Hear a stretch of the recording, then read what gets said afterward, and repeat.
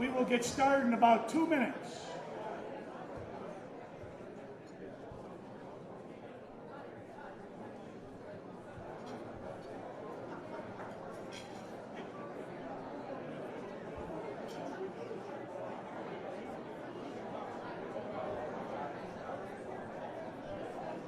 The servers will be bringing out desserts to your table, so let them know if somebody doesn't get one at their table. Let them know, please.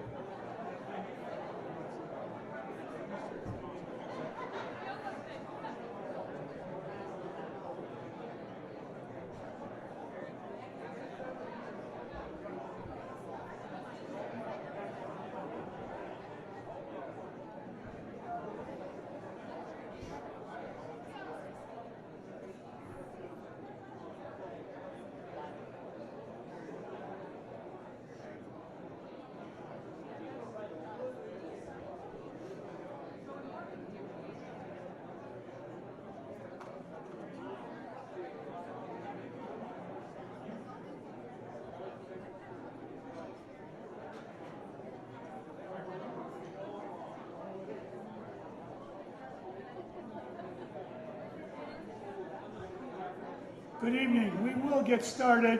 Feel free to communicate and enjoy the desserts that are at your table. If you don't have one at your table, let us know. We'll make sure you get them. Every year we have to have a November meeting, and I promise you it won't be too long, but our Vice President, Ann Vogt, will come up and take over from here.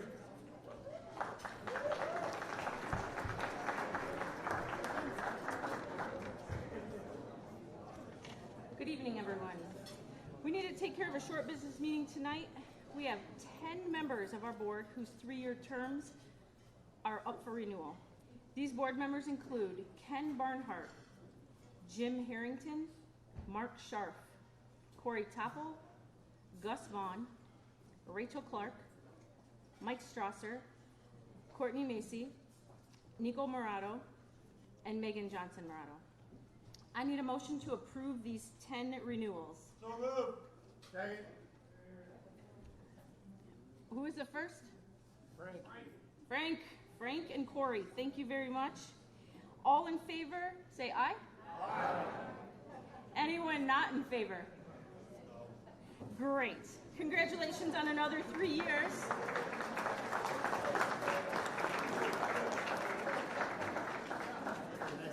This concludes our business meeting tonight. I would also like to send a sincere thank you to the family of Steve Smith. Steve's memorial donations totaled over $5,000 for our scholarship fund this year. Thank you so much to Jeff, Joanne, and the entire Smith family. Please enjoy the rest of your evening.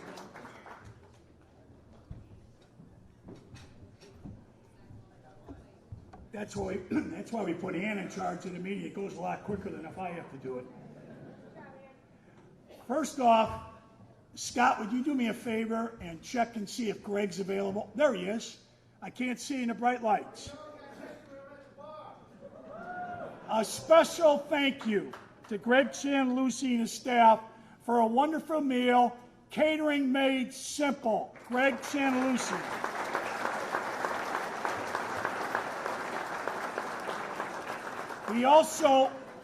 His staff, they also donated the sheet cakes for the inductees and the Vic Massey recipients. So, Greg, thank you.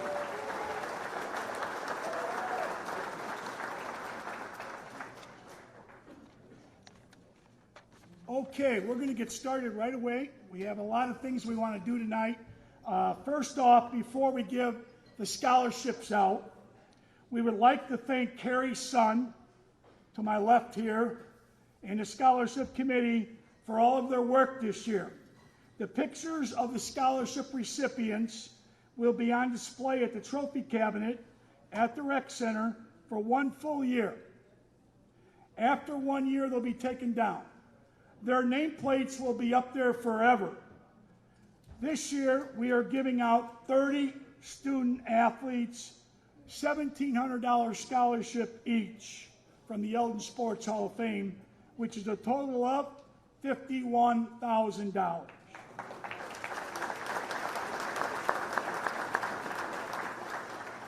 This next statement is something that you really hardly put your arm around it, wrap it. This organization started in 1980. We have given out 696 student athletes scholarships, a total of $878,000 since 1980. Because of your generosity, so many people in this room that support our organization. Okay, here we go. I'm going to call up the scholarship presenters and recipients by school. As you follow along in the program, their picture will be up on the screen. Each scholarship winner will be up there. Please stay up in front until your school has been final. We announced everybody at your school, so please stay up here until then. Parents or parent, please stand and be recognized at your table when your son or daughter is called up. If you're coming up to accept on their behalf, obviously you'll be coming up to get their scholarship. Thank you. Okay, Carrie's son will be the presenter for Bartlett High School. First young lady, Emma Ingalls. She's attending Aurora University. Her parents, Jason and Dawn, please stand. Emma was a 4-year varsity wrestler and softball player, 1-year flag football, 3-time all-conference wrestling, 2023 state champ in 100 pounds, 6th in 110 pounds, and 3rd place in 125 pounds, Emma Ingalls. Burlington Central, their athletic director, Mike Sitter, please step forward. The first recipient from Burlington Central, Abby Burke. She's attending Lewis University. Mother Jenny, please stand and be recognized. 4 years varsity cross country and track, 2-time all-conference in cross country, 3-time state qualifier in cross country, finished 5th in the sectional and 2nd in the conference, Abby Burke.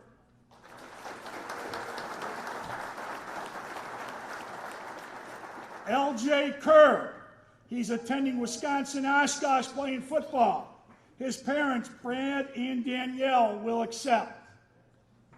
3-year varsity football and basketball, 1-year track, 2 years all-conference in football, 2-time all-state and honorable mention in football, L.J. Kerr.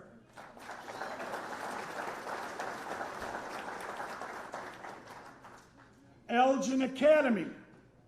Presenter will be Carrie's son.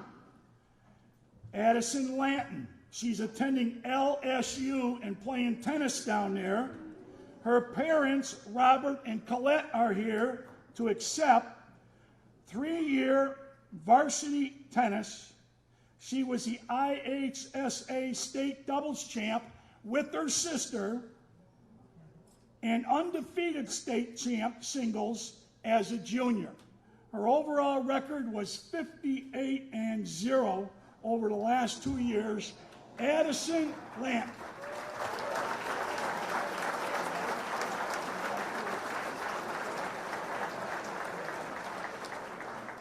You don't have to stand, Mom. I know you're on a... Elgin High School, Athletic Director Paul Pennington.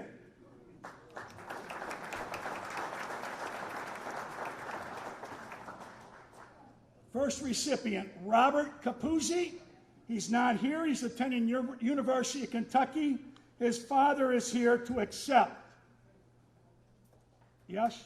Okay, here it comes. 2-year varsity football and track. 1-year competition cheer. Upstate 8 all-conference in football and competition cheer. Robert Capuzzi.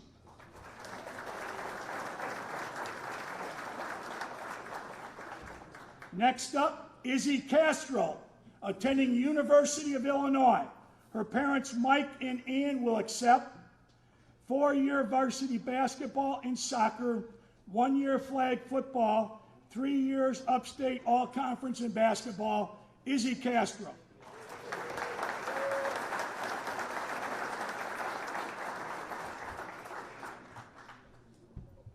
Daniela Polaris, attending Elgin Community College. Her parents, Gustavo and Katarine, please stand. 2-year varsity girls track and wrestling, 1-year flag football, Daniela Polaris. Daniela, I have something for you. Daniela?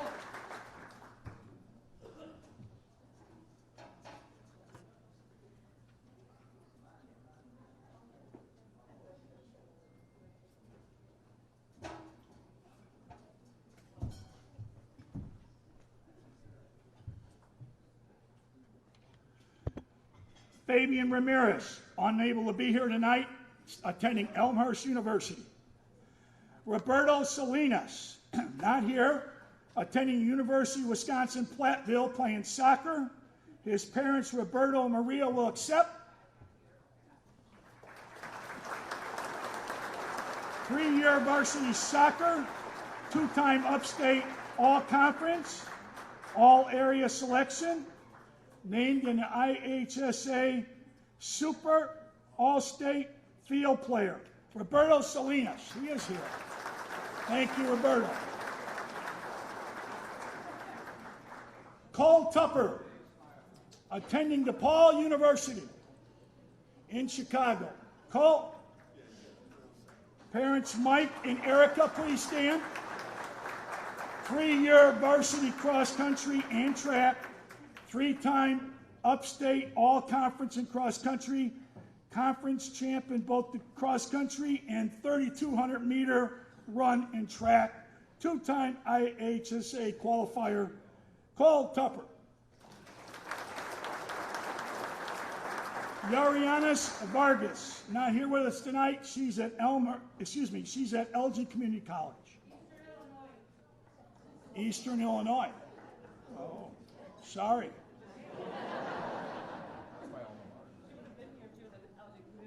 Okay. Sorry there, I apologize. No, you're okay.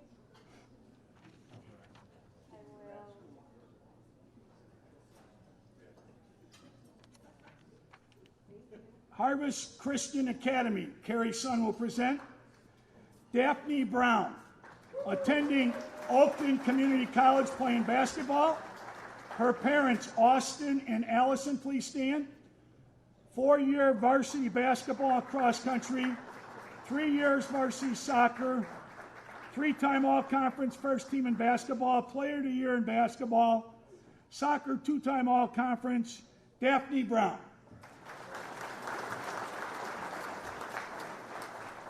Benjamin Mitchell is not able to be here tonight. He's attending Lakeland College in Mattoon, playing baseball. Okay, Larkin High School, Athletic Director Alex Serluco.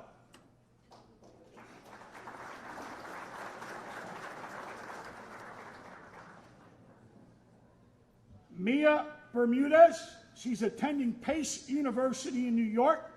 Her mom, Lily, is here to accept. 4-year varsity softball, 3-year volleyball, 2-year competition cheer, 1-year competition dance, all-conference in softball, all-conference in volleyball, Mia Bermudez.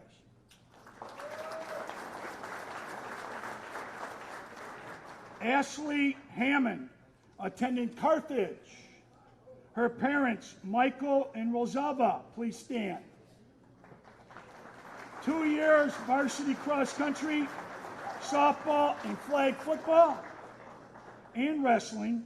2-time all-conference sectional qualifier, conference player in football, named Larkin Wrestler of the Year 2025, Ashley Hammond. Landon Kilberts, attending Central Michigan University. His parents, Omar and Janine, will accept. 2-year varsity basketball, major contributor on the basketball team, Landon Kilberts.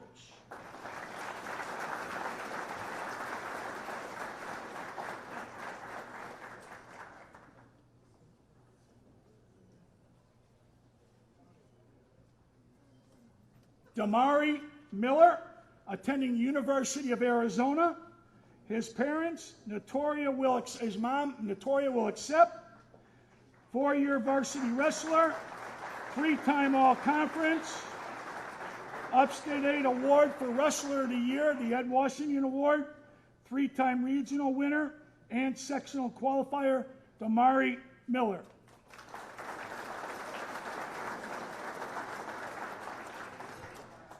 Miguel Angel Saavedra, he's here. He's attending Elgin Community College. Father Luis, please stand.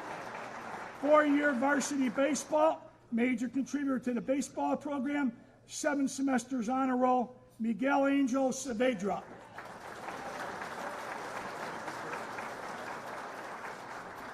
Kenya Ventura, not able to come tonight, Elgin Community College.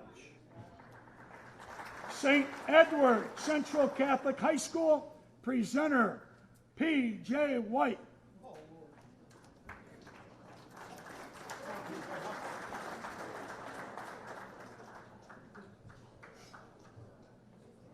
First recipient, Delilah Burns, attending University of Illinois, not able to be here tonight. Maggie Yarzemski, attending Lawrence University in Wisconsin, playing basketball. Her parents, Tim and Kelly, will accept. 4-year varsity basketball, 1-year soccer. Key contributor, basketball team, regional, sectional, super sectional, 4th in the place in state last year, 1-year all-conference in basketball, Maggie Yarzemski. Elizabeth Ledley, attending Michigan State University. Her father, Jeff, will accept on her behalf. 4 years varsity basketball, cross-country, soccer, 1-year track, 2-year sectional and cross-country. Major contributor to the girls, finishing 4th in the state last year, Elizabeth Ledley. Matthew Morris, attending University of Illinois. His father, Bill, will accept on his behalf. 3-year varsity basketball, 1-year varsity baseball, holds a record for the most points in a game at St. Ed's. 3-year all-conference, 1 time in baseball. Matthew Morris.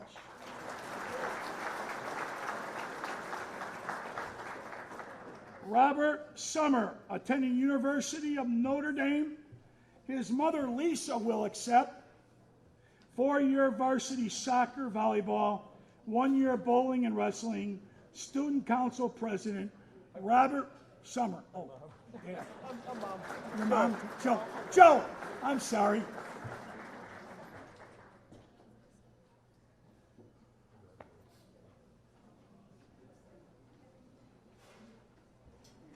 Okay, South Elgin High School, Carrie's son will present again. First recipient, Kyra Clark. She's attended Morehead State in Kentucky. Her parents, Randy and Christy, will accept. 4-year varsity sideline and competitive cheer, finishing 3rd in the state twice, 6th 1 year, and state champs in 2024, Kyra Clark.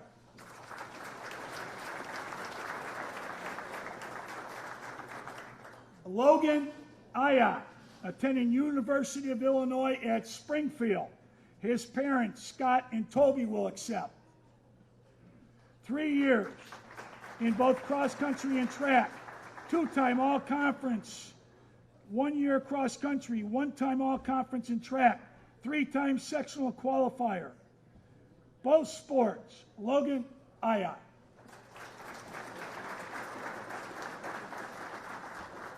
Westminster Christian High School, Carrie's son will present.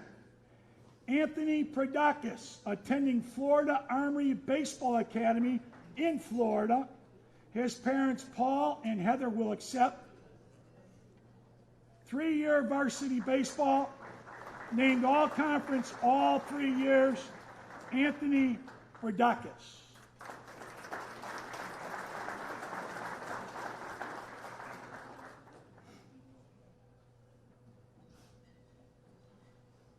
Emily Moore, attending Southeastern University in Florida.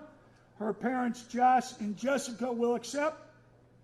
4-year varsity soccer, 2 years basketball, named all-conference all 4 years in soccer, Emily Moore.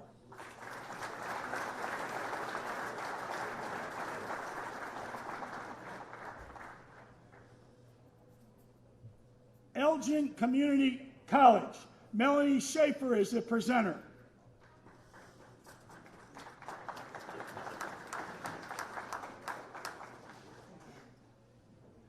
Aiden Kashuba, he's attending the University of Alabama, Huntsville, playing baseball, unable to attend tonight. Kaylee Ramirez, attending the University, a big crowd tonight, 7 I think, attending the University of Health Sciences and Pharmacy in St. Louis. Her parents, Anel and David, please stand. 2 years, basketball player, averaging 8 points a game and 2 steals per game in her career and academic all area. Kaylee Ramirez.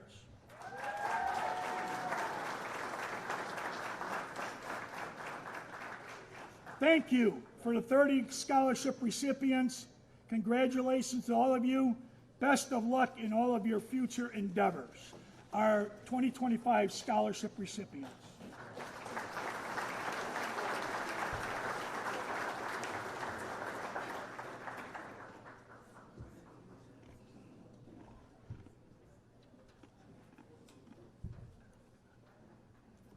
Next, we're going to go to our outstanding achievement. First of all, we want to thank Mike Strasser, Nick Bumbalis, Ben Erickson, and the committee for all of their hard work. We are only going to recognize the people that are here tonight.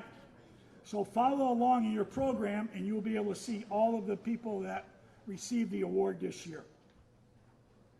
First up, Samuel Gibb, track and field with the Elgin Sharks, AAU Junior Olympics game national champion for the boys in a race walk.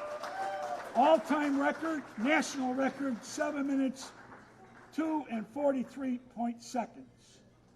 Samuel Gibb.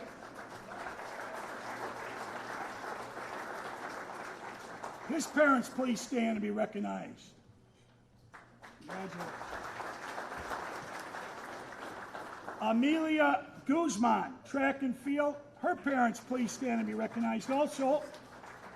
Elgin Sharks, AAU Junior Olympic national champion for the girls in the race walk, 12 years old. Amelia Guzman.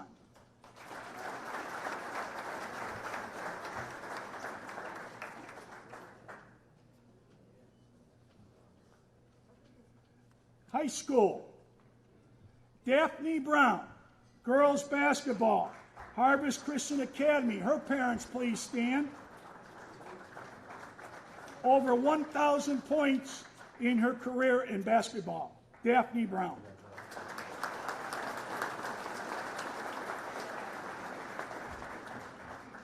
Luca Bria, boys track and field, Harvest Christian Academy. Would his parents please stand and be recognized?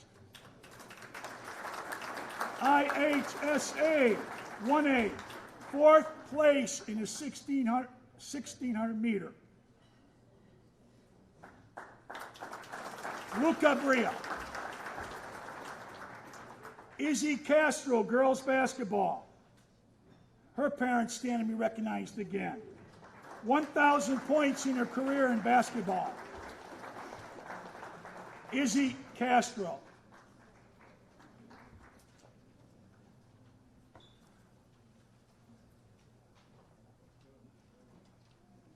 Emma Engels, girls wrestling. 2025, 125-pound IHSA third place, all-conference regional champ, sectional champ, Emma Engels.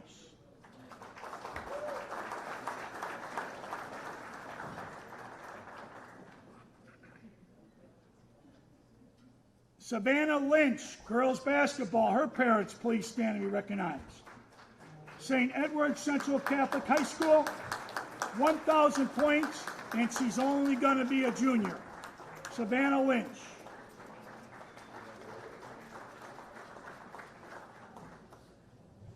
Matt Morris, boys basketball, St. Edward's Central Catholic High School. His dad, please be recognized. 1,000 points in his career. Matt Morris.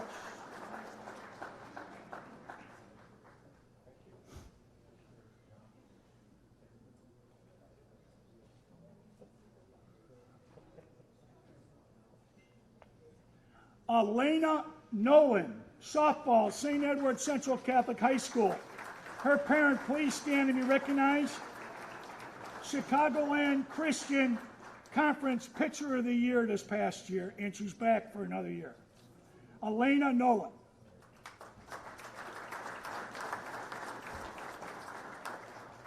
Cole Tupper, Elgin High School, broke a 54-year-old high school record for the 3,200 meter run. Cole Tupper.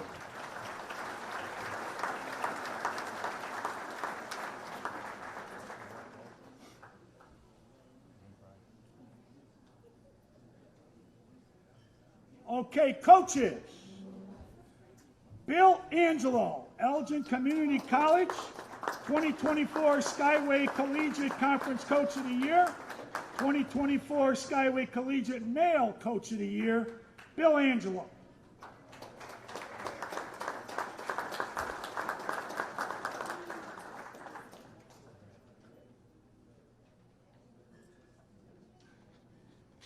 Corinne Grotenhuis, swimming, Elgin Blue Waves Master Swim Team Coach, won the Illinois Masters State Championship. Corinne Grotenhuis.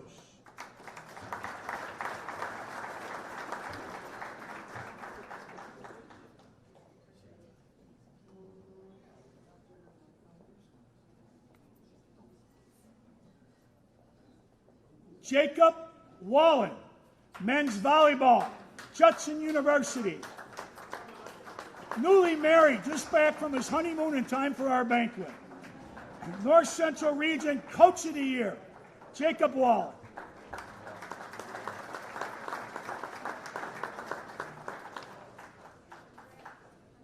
Okay, Brandon Gonzalez, Elgin Community College. His parents, please stand and be recognized.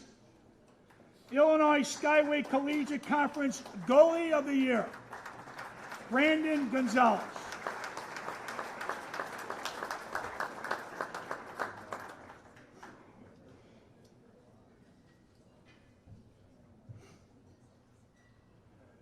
Joe Sacco, St. Edward's Central Catholic High School, North Central College, 2024 NC2A Division III National Championship Team, ranked first in the CCIW and fourth nationally in yards per carry, rushed for over 1,200 yards, 161 carries, 13 touchdowns.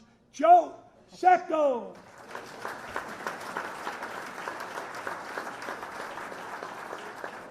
Gabrielle Stephen, Michigan State University, gymnastics, NC2A first team All-American on the bars, 4-time first team All-Big Ten, George Adler Female Athlete of the Year, Big Ten Medal of Honor recipient, Collegiate Gymnastics Association Region 1 Gymnast of the Year, Gabrielle Stevens.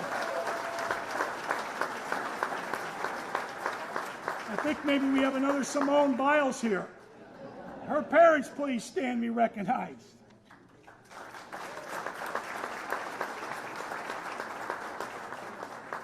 Elijah Robo, Judson University. His parents, please stand and be recognized.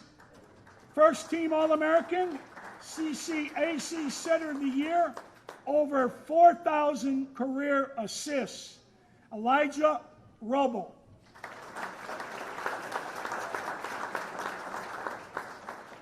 Now we go to the adults.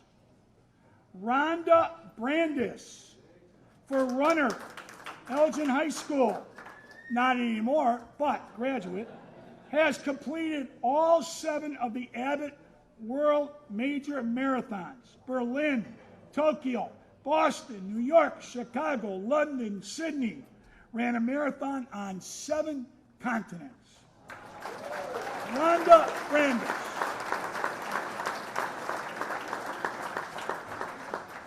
Ben Culver, swimming, Elgin High School at one point. Elgin Blue Wave Master Swim Team, 2024 national title in men's 45 to 49 years old, 400 individual medley, 1,650-year freestyle, 9 state records, 8 high point finishes in the Illinois State Championship. Ben Culver. His parents, please stand.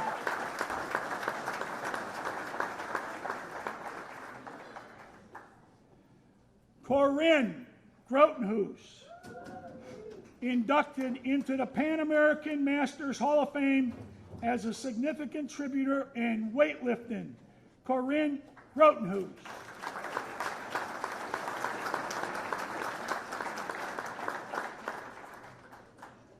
Congratulations to all of our recipients. What a great accomplishments.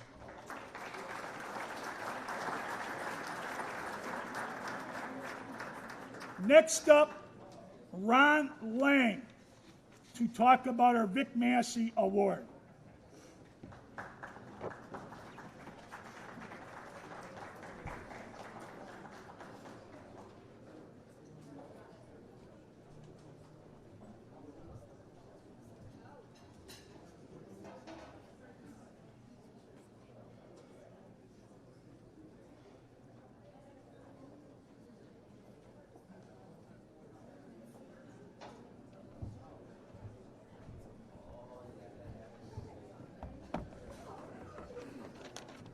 Good evening, everyone.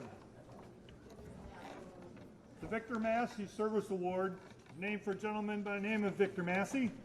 And Vic, he was the director of the City of Elgin Parks and Recreation Department for many years. Vic was the originator and supporter of numerous athletic and recreational programs that have benefited thousands of individuals here in the city of Elgin. This is the Elgin Sports Hall of Fame Board of Directors Award. We give this each year to an individual or organization that has made a significant, long-lasting contribution to the Elgin Sports Hall of Fame, the City of Elgin, or to the schools of Elgin in the area of athletics. Past nominees in attendance this evening include Frank Solaric, Mike Wall, and Ron and Kathy Lang. To introduce this year's recipient, I'd like to ask Nico Morato to come forward.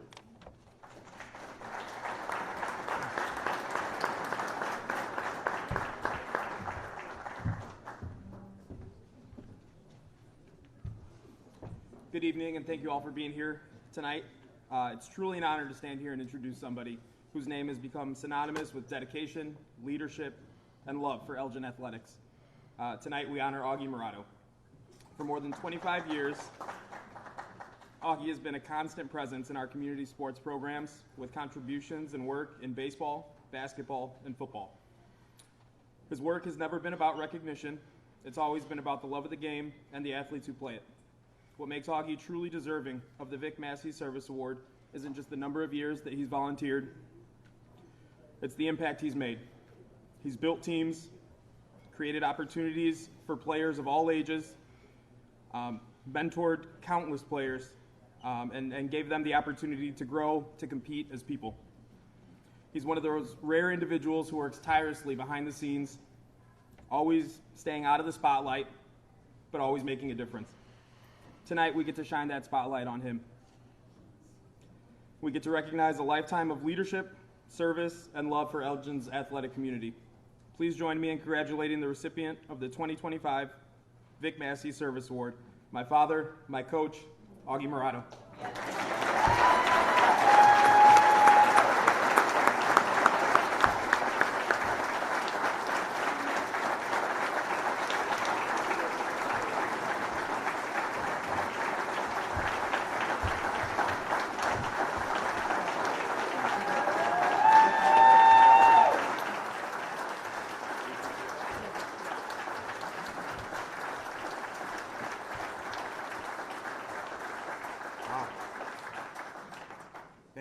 Thank you all. Thank you, Nico. That was very, very well said.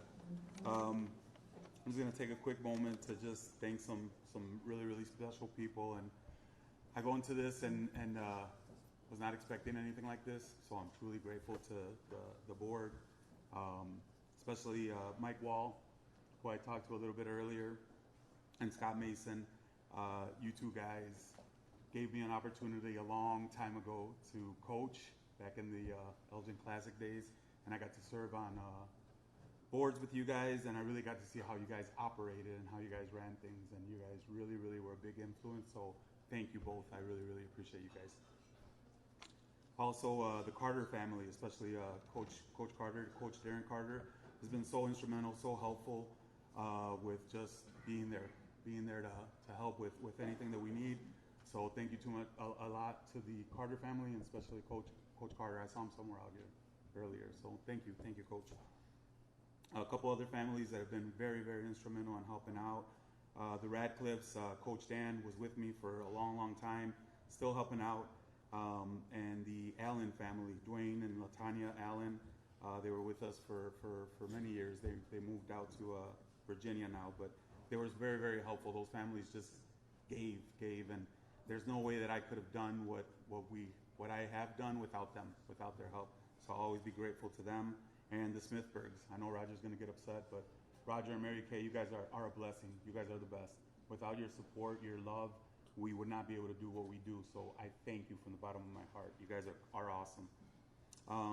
My family, my mom, my dad who fueled my passion for baseball ever since I was a little kid.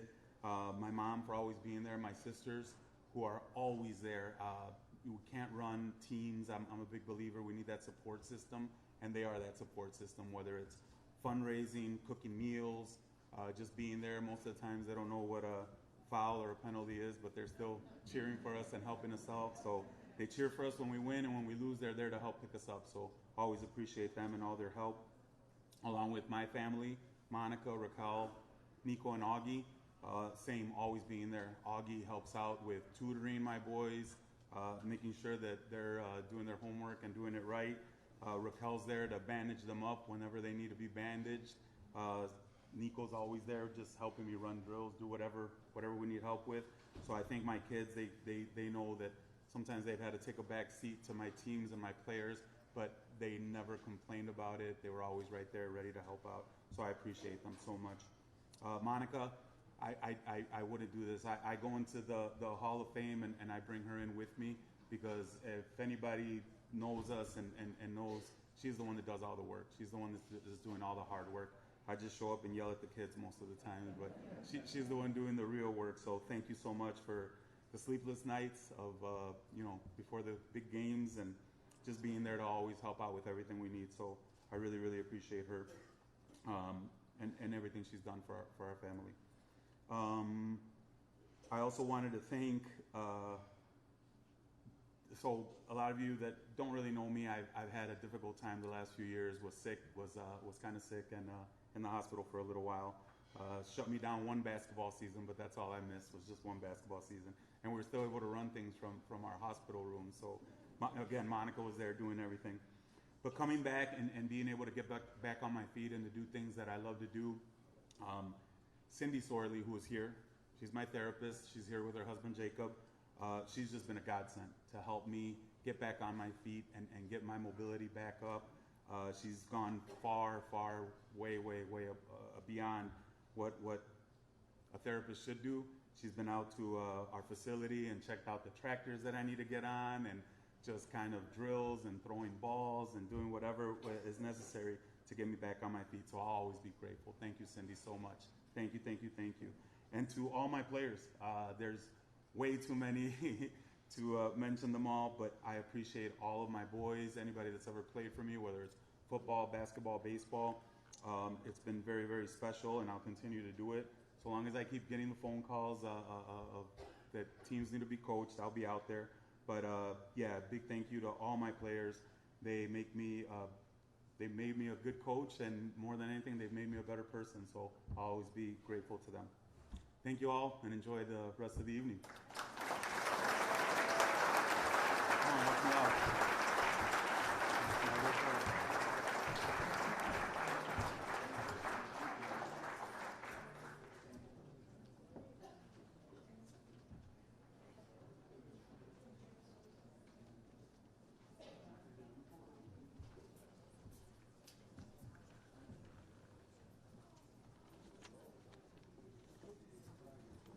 10 years ago, the Elgin Sports Hall of Fame Foundation's Board of Directors established the Team Recognition Award. This award is to recognize outstanding teams from Elgin's past. These teams are nominated by members of the Elgin Sports Hall of Fame, and they're based on standards of eligibility, then selected by the Hall of Fame Board of Directors. Tonight, we shall recognize a legacy team that performed and competed more than 75 years ago. And then we'll also recognize two teams that competed here in the city of Elgin since 1950. To recognize those first two teams tonight, I'd like to introduce Richard Renner.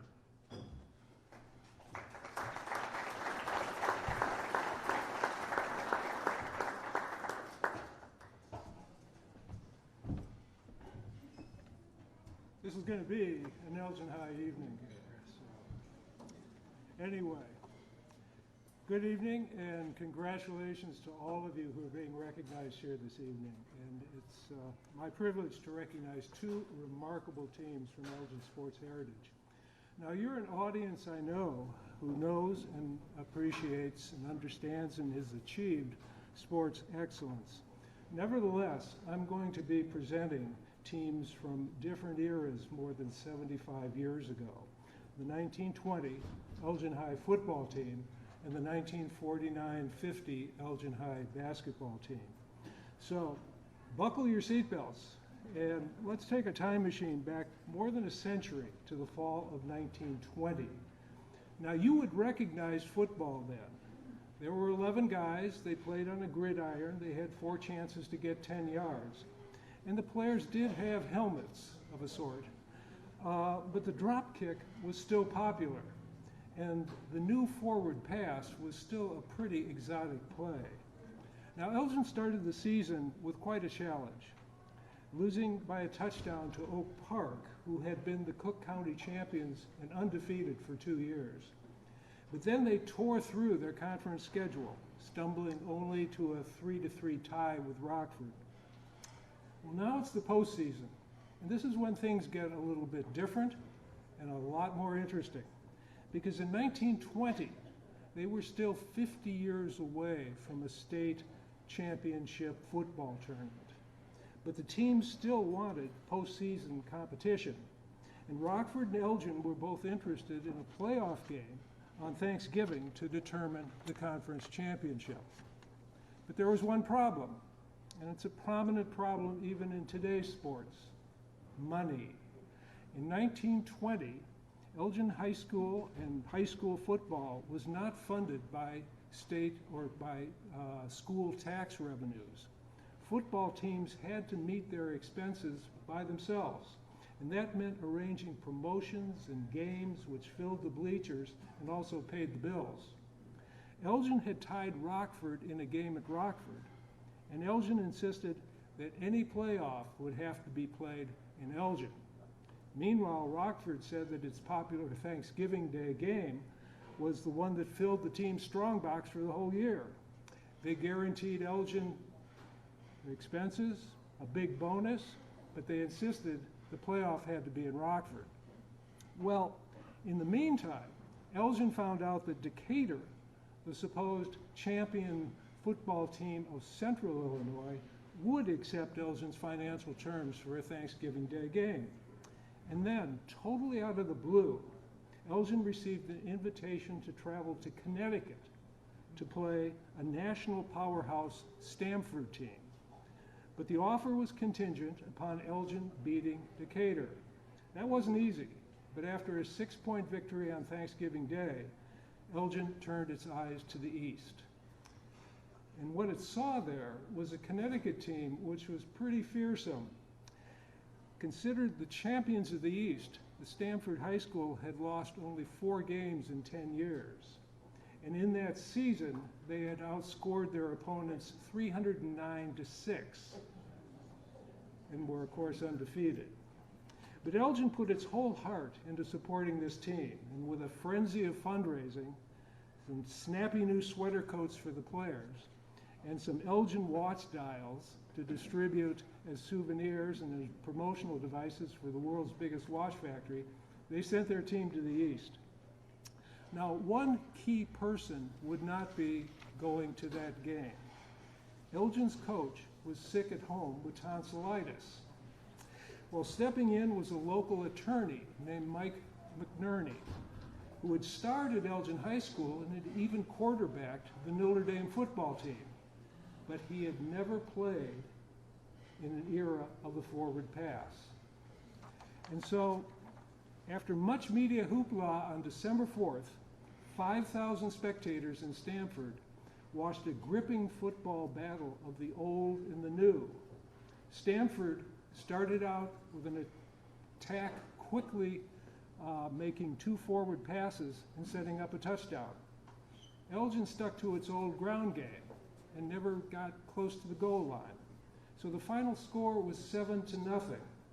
And the New York Times headlines said that the Maroons, the crack 11 of Illinois, had been defeated chiefly by an aerial attack.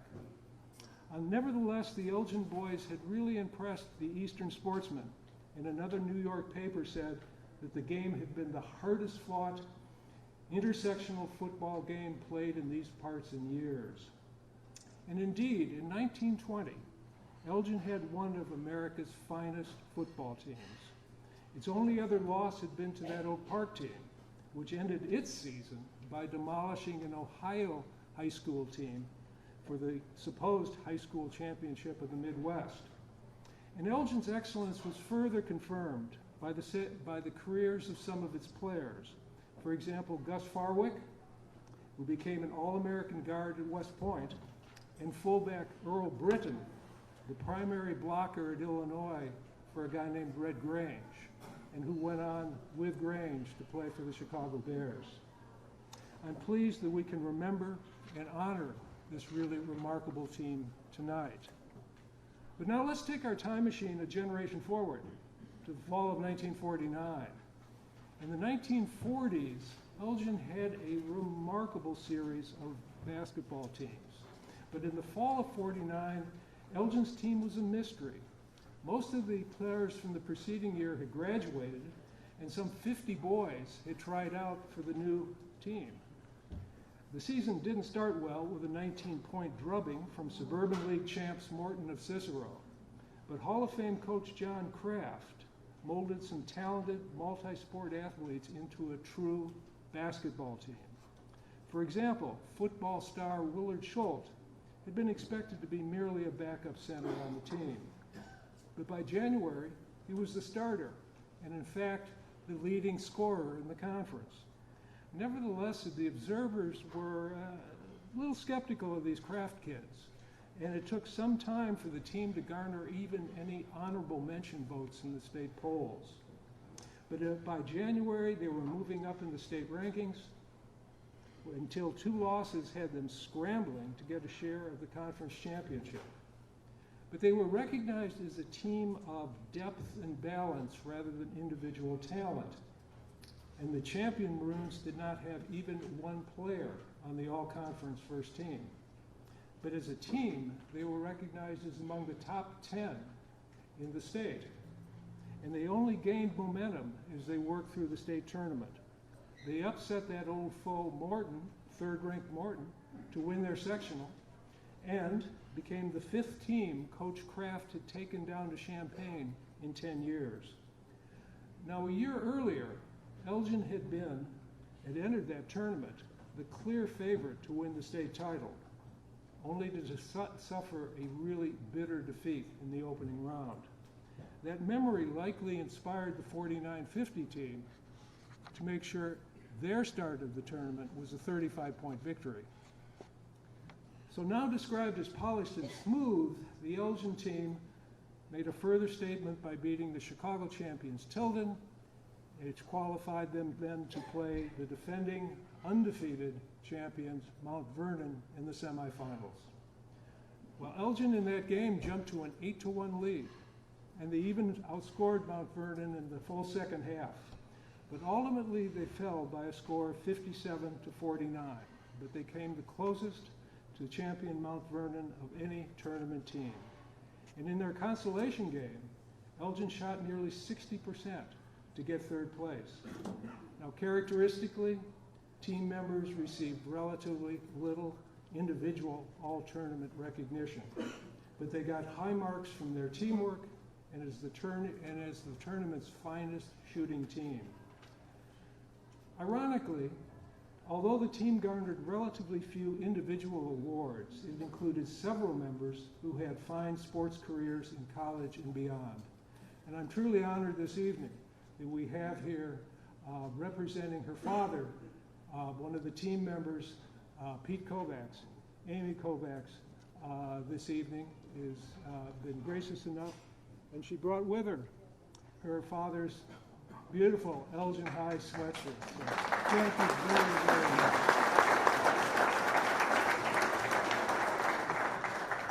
Now on this team, Pete was not a starter, but he had an outstanding career the following year at Elgin High, and then he went on to a truly remarkable career at Monmouth College. He was inducted into the Hall of Fame at Monmouth. Just an outstanding coach here at Kimball and Elgin. So many people knew him. I'm very pleased that Amy was able to be here tonight.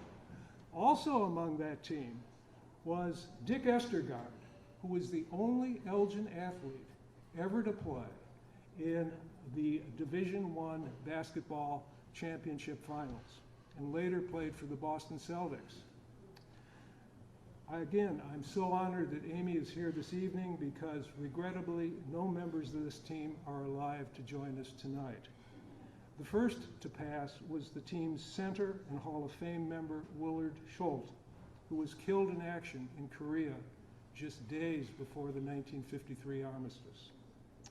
The last was Hall of Fame member Ron Wiesner, who died last year and who has honored his basketball coach John Kraft with a scholarship that's still being awarded at Elgin High School. Well, as we step out of our time machine, we should know that beyond their achievements on the court or the field, these young men brought honor to Elgin and generated immense community pride. And I thank the Hall of Fame and you all this evening for honoring them and remembering their achievements. Thank you very much.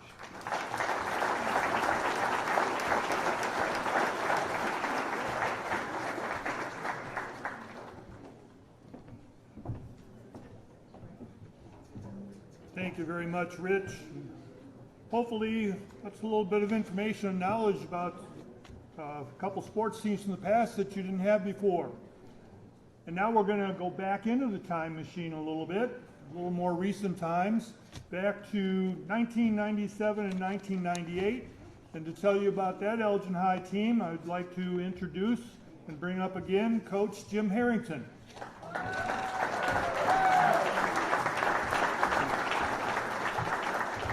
Thank you. And before I say a few words, could all the members of that team and the coaches please come up here as I'm talking so we can keep this thing moving.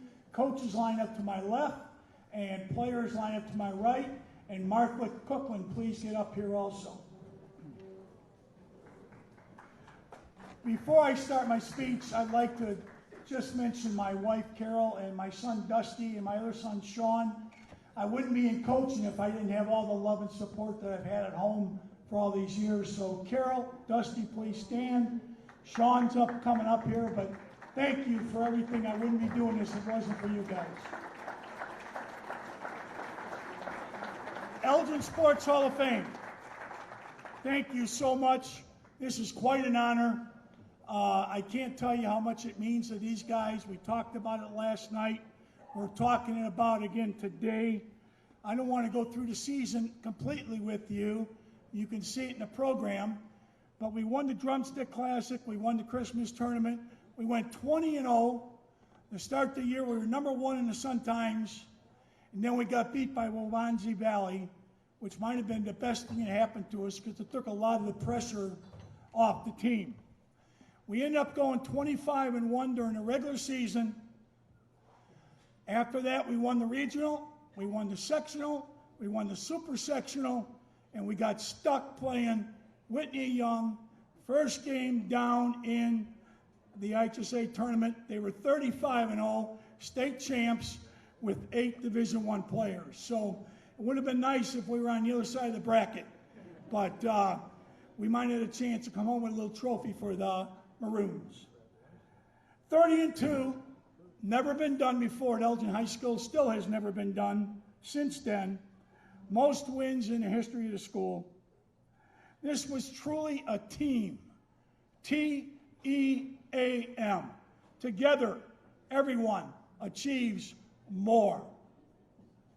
We also had another saying we talked about a lot. It is amazing how much can be accomplished by a team when no one cares who gets the credit. I coached a lot of basketball teams in my years, but this team was by far the smartest team I ever coached. The most dedicated group, the hardest working group, and the most unselfish group that I've ever been involved with, players 1 through 16. You could correct mistakes on the fly with this group after a quarter, halftime, and they made the great adjustments. We could change defenses every possession. That's how smart they were. We could call out specials coming down the floor, and they could react that quickly to what we wanted to do. Scout reports normally would take me 5 or 6 times to go over with some of my teams. 1 time with this team. That's how quickly they picked it up. This team, this group of unselfish players, never cared about themselves. They played for the name on the front of the jersey, not the name on the back of the jersey. I learned a long time ago, as a coach though, when you're not the smartest guy in the room, that you surround yourself with the best assistant coaches you can possibly get. And we were blessed to have great assistant coaches in our program. The coaches on the staff some of us are here tonight, so I want to introduce them. I want them to step forward as they're being called out because they were the brains behind the outfit. I just happened to be the lucky one in front. First up, Dr. Nick Bombalis, our general manager, our everything in our program. Kevin Gallery, still at Elgin High School, a great coach. Billy Baldridge, still involved with basketball on the AAU level. And Dave Cookland, who passed away, but his wife Martha is with us tonight, accepting on his behalf. We were all smart enough to know you cannot win without great players. And boy, do we have some great players. 1 through 16. Not only were they great players, they were super intelligent, and they were great human beings. Never worried about any of them being in a dean's office. Never worried about anybody being on academic probation. They were solid citizens, solid student athletes, and just remarkable for Elgin High School to put these guys out on the front court every Friday night. They sure made me and Elgin High School look good. They are here tonight. 9 of the group was able to make it in. I'm going to introduce them to you. We don't talk about individual stats. They know who they are, okay? They were a team. They were together. We're only as strong as our weakest link, and we had no weak links on this team 1 through 16. Dustin Ackman. Step forward, Dustin. Jack Belinsky. Brent Gooden. Sean Harrington. Marcus Howard. Matt Ludeman. Mark Mallow. Reno Mariotti. Steve Williams. They were the most complete team that I've ever coached in all my years of coaching. So proud of every one of them. They're all super successful right now in everything they do, and I always will be remember in my life. Make sure you take a look at that picture because they look a little different now than they did in the program. But thank you, wonderful group. Thank you from the Elgin Sports Hall of Fame for this great honor being recognized tonight. And their picture will be up forever down there in the Wall of Fame. So thanks, guys.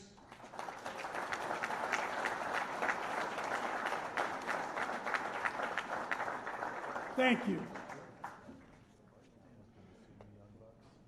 Okay, we're going to go right to the main feature tonight is our inductees. Before we get started, though, I would like to introduce the past inductees that are here tonight.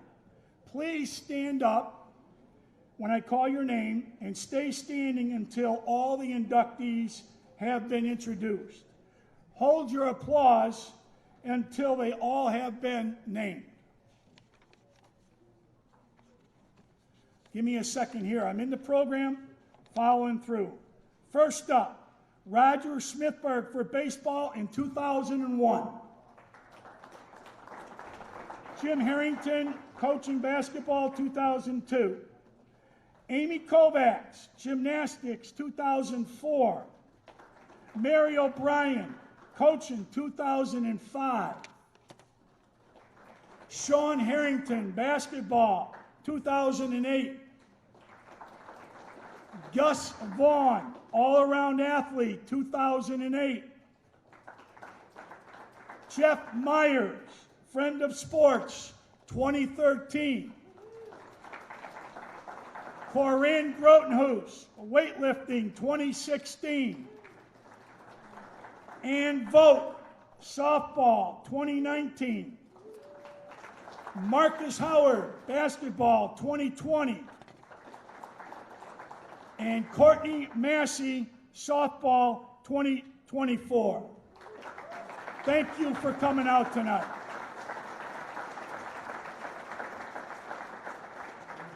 We will start our inductee present. I will call up the presenter.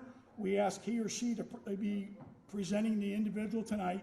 The first person I'd like to call up is Lee Jackson, who will be presenting for Dave Cookman.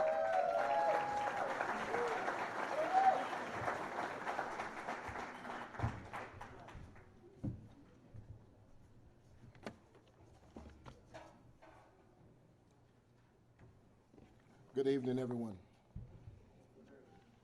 First, before I get started, I'd like to thank God for his guidance, blessings, and the opportunity just to be here tonight. It's truly an honor to stand here tonight to present the Hall of Fame induction for someone who has made a lasting impact on so many of us, Coach Dave Cookman.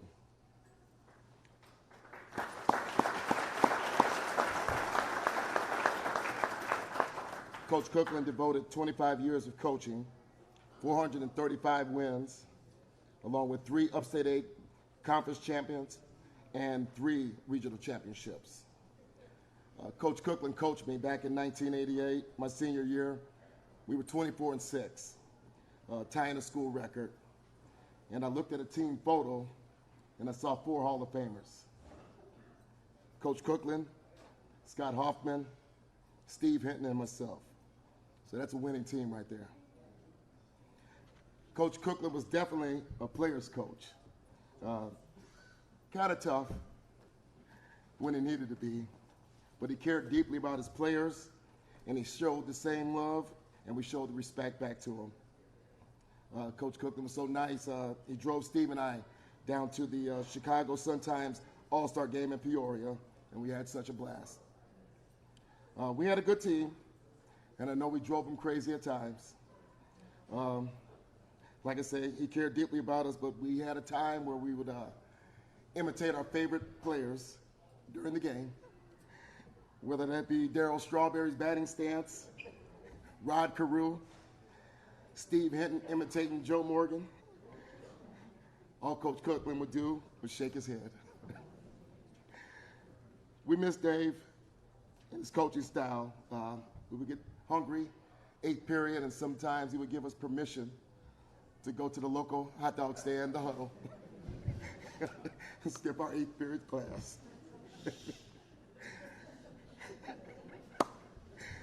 Coach Cookland's impact went far beyond the wins and losses. He was a mentor and a motivator and a true role model. In fact, one of the main reasons I went back to Elgin High School was because of him. I managed to coach baseball, and I'm also coaching 2 other sports because of Cookland. Though he's no longer here with us, his spirit and legacy continue to live with every player he's coached and every life that he's touched. It is my privilege to present this Hall of Fame induction for Coach Dave Cookland, AKA Cookie, and to invite his family, Martha and Kat, the Cookland family, to accept this award.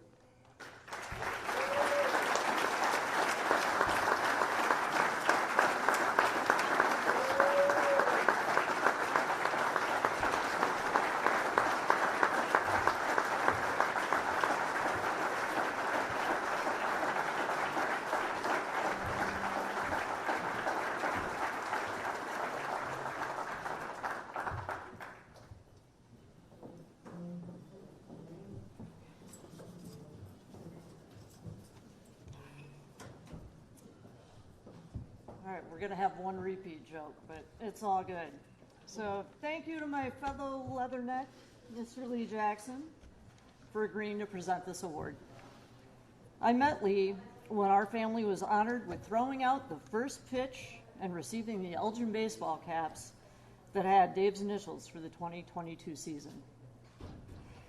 Lee told me at that time that Dave had inspired him as a student and was one of the reasons he went into coaching. And as Lee said, he may have also mentioned that Coach Cookie occasionally rewarded players with last period passes that might have been used to sneak off campus for hot dogs. But we're not going to focus on that tonight. If you've ever met a Cookland, you've heard a story. So what's the story of Dave Cookland? When I scrolled through his Facebook page, I found a post of his basement trophy shelf. The caption reads, "Maroon Pride," with an exclamation point. Hawkeyes, Cubs, and Bears also. That's the story of Dave Cookland. He was so passionate about his love of Iowa football that his only tattoo was the Hawkeye logo, yet his wall of fame was Elgin first. He was a Cub fan, a Bears fan, a Hawkeye fan. First and foremost, he was a Maroon. Coach Cookland wanted to keep kids in school and active in athletics. He believed sports are the foundation for sportsmanship, grit, integrity, teamwork, resilience, leadership, and accountability. In preparation for tonight, I had a great conversation with Coach Harrington. And he shared with me one of the reasons he was so glad to see Dave inducted tonight was because Dave never lost faith in his students. He went out of his way to mentor the challenging kids. the bad apples, as some would call them. One of my dad's favorite stories about Dave was when one of his pitchers tried to quit. Dave knew the kid was being recruited by gangs. And after not seeing him at a couple of practices, he went by their apartment, sat down with the single mom, and explained to her that it wasn't about baseball. It was about potential. The lessons her son could learn and the opportunities to get scholarship were invaluable. He didn't need a gang, he needed a team. And keeping that young man on the team was a bigger win than going to sectionals. Our dad was a storyteller, and he was the one that gave us our drive to compete. Our mom was our moral compass and our moral support. She got us to every practice, watched every game, kept a scorebook, volunteered in the concession stand, and together they raised us to bring up those around us, to find the good in everyone, and to be fiercely determined teammates and leaders. To quote Tommy Lasorda, the difference between the impossible and the possible lies in a person's determination. Dave saw the challenging kids were not bad apples. They were slightly bruised apples. And he was determined to help those apples find their shine. That is the story of Coach Dave Cookland. Thank you.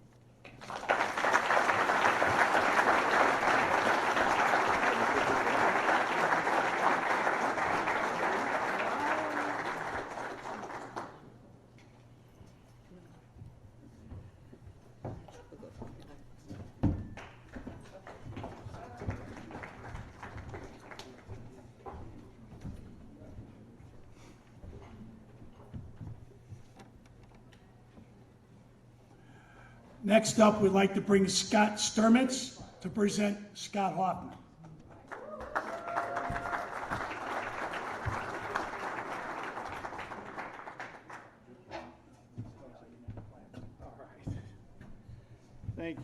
Thank you, Coach.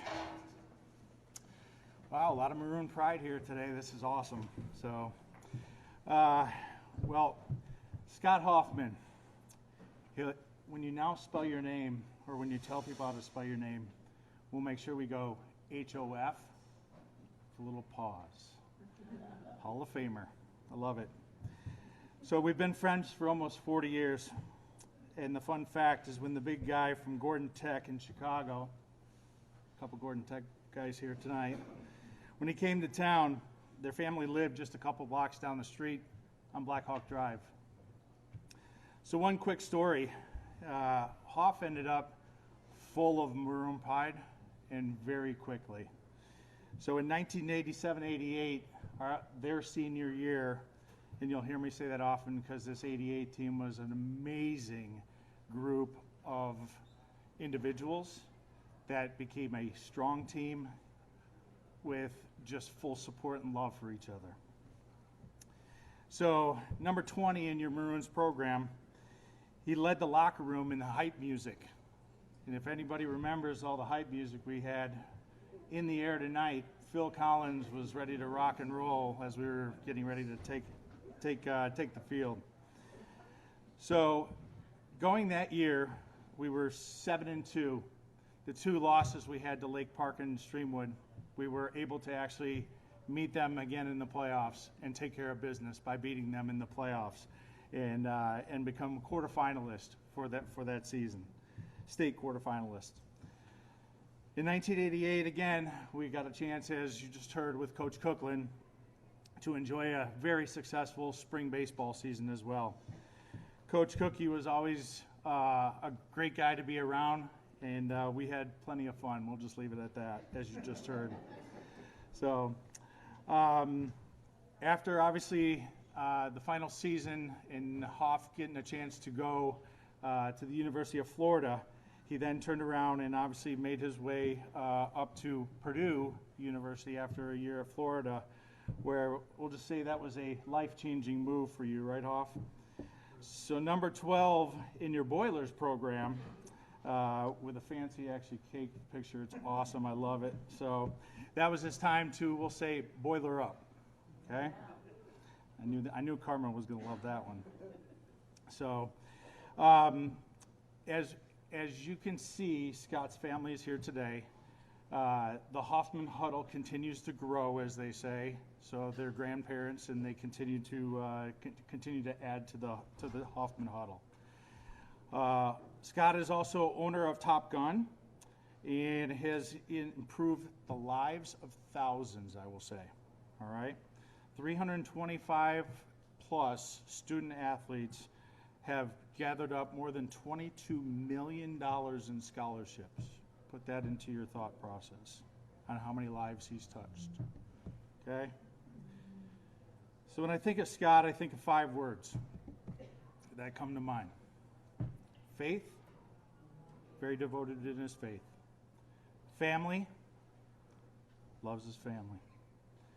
Coach, aka leader, as you just heard, he does it every day.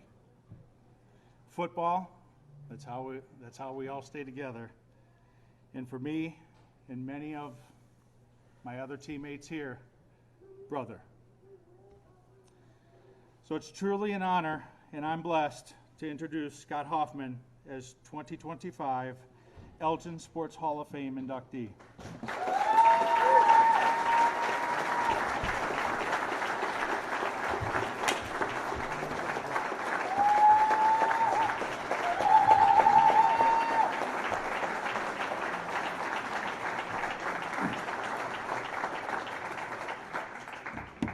Thanks, Stern. Love you, brother.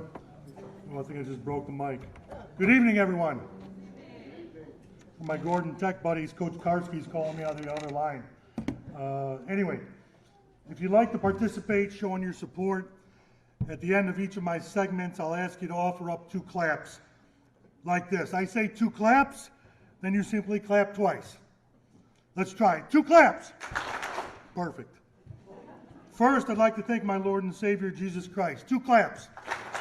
Second, I'd like to thank my family. My wife, Carmen.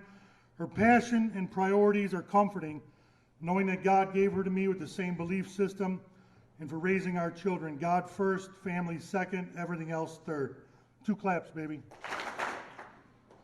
Our eldest daughter, Lauren Rose, her attitude and heart are always encouraging. Her willingness to take on New York City, California, Tennessee, Georgia, Colorado, and now Kentucky, while also taking everyone else in, literally, under her loving arms. 2 claps. Our middle daughter, Morgan, her belief and persistence are inspiring. Trusting the process in school, volleyball, and life, even after blowing out her knee while skiing in the French Alps. 2 claps. Our youngest daughter, Brooke, who flew in this morning in season from North Carolina, flies back out on the first flight tomorrow morning with a game Tuesday. Her effort and enthusiasm are infectious on the court and off, even after breaking her ankle on a kill her senior year of high school. 2 claps. Third, I'd like to thank my sister Jenny, all of my friends and former teammates in attendance tonight for their presence and unwavering support. 2 claps. It truly means the world to me that all of you are here for this special occasion. I'd also like to thank Coach Harrington, the Elgin Sports Hall of Fame Foundation Board, and all of its members for recognizing me as a 2025 inductee. 2 claps. 3 mantras I've tried to live my life and my business by are: number 1, how you do anything is how you do everything. Number 2, let's leave it better than it was when we got there. And number 3, from Luke 12:48, to whom much was given, of him much will be required. That started at Elgin High. So why sports? Well, you've all heard the saying before, I'm sure, that for some, sports is a way out. A way out of poverty, a way out of the wrong side of the tracks, a way out of the life of possible or even probable eventual crime. While that might be true for some, I believe sports is a way out for many others as well. At Top Gun, Stern mentioned, we have a player from a broken home in a quote-unquote good neighborhood who's dealing with pot bombs in his father's home. Playing and training with us is his way out for one night or one weekend at a time. For many others, their way out was an opportunity to go on and get into a bigger or better school than they might have been able to do on their own. Technically, sports was a way out for me too. A way out of Chicago when my dad took the head coaching position at Elgin High. A way out of Illinois when I signed my letter of intent to Florida and then transferred to Purdue. A way out of the United States when I signed a contract to play professionally in Germany. But God works in not so mysterious ways. After spending 14 years in financial services, expanding a company into the United Kingdom, while in England, he reconnected me with the game of American football. He closed the door on our company there and brought me back to Elgin, our family home from 2005 till this summer. I just moved to Arlington Heights, sorry. Where we purchased, rebranded, and launched Top Gun, where we've been able to incorporate those three aforementioned mantras. I think this quote from the book, The Last Arrow, that my eldest daughter, Lauren Rose, got for me says it best. The way forward is not a way out or a way of escape. It is the way into the lives that God called us to. So for me, sports truly was my way in all along. A way into Gordon Tech as a work scholarship football recruit. 2 claps. A way into Elgin High. 2 claps. A way into University of Florida. 2 claps. A way into Purdue University where I met my gorgeous bride. 2 claps. A way into American football in Europe. 2 claps. A way in to now, like Sturmy said, helping 325 student athletes go on to play collegiately. And we're not done yet. 2 claps. A way in to so many friendship circles along the way. I love all of you. Finally, last but not least, in the same year as my baseball coach, Dave Cookland. 2 claps. My teammate, LJ Lee Jackson. 2 claps. Sports is a way in to the Elgin Sports Hall of Fame. Thank you, God bless. Maroon Pride. 2 claps.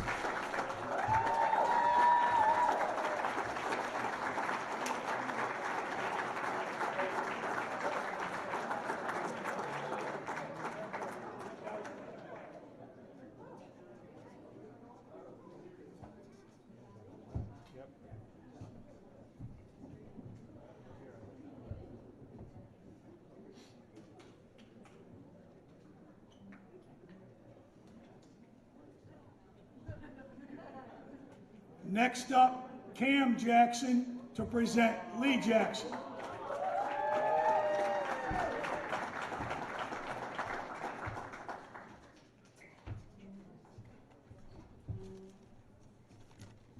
Good evening, good evening, good evening. I was hoping the lighting was going to be a little better. First things first, this is a little bit off script, but Lee wanted me to definitely have our coach and everybody over here, our coach, Mr. Bob Borzak, could you please stand up?